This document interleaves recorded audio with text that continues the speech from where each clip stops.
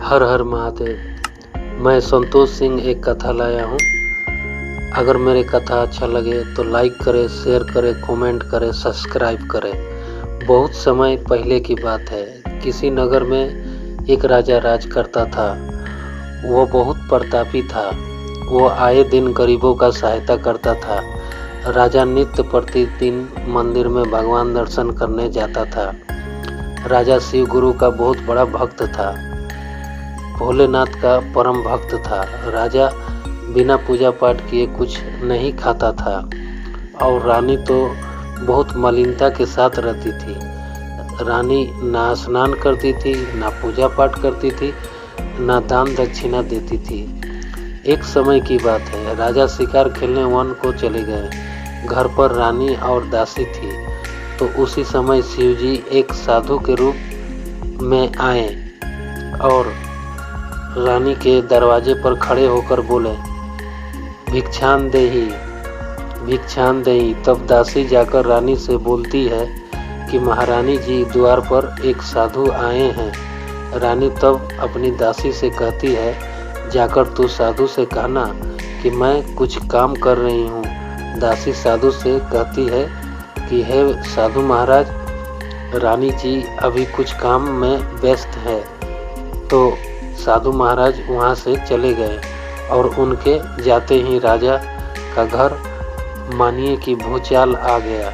राजा का घर में सब कुछ खत्म हो गया। राजा का राजपाट सारा मिट्टी में मिल गई। तब कुछ देर बाद राजा आए तब दासी से पूछते हैं कि ये सब कैसे हुआ। अपना माथा पकड़कर बैठ जाते हैं और राजा कहते हैं, तुम दोनों यहाँ पर रहो, मैं दूसरे देश को जाता हूँ।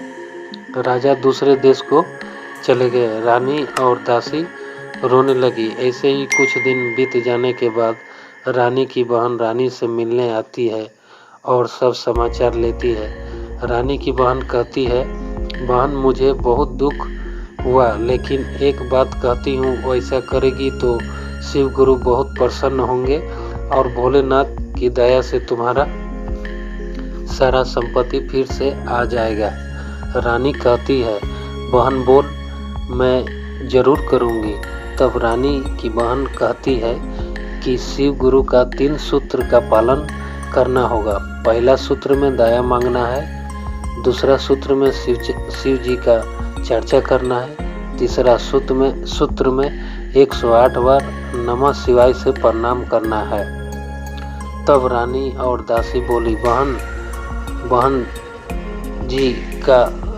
रानी और दासी बोली, शिव जी का सूत्र का पालन करेंगे।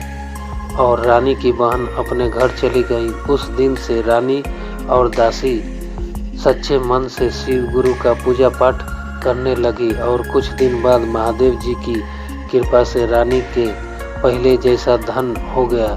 रानी सच्चे मन से रोज पूजा पाठ करती और एक दिन राजा भी आ गए।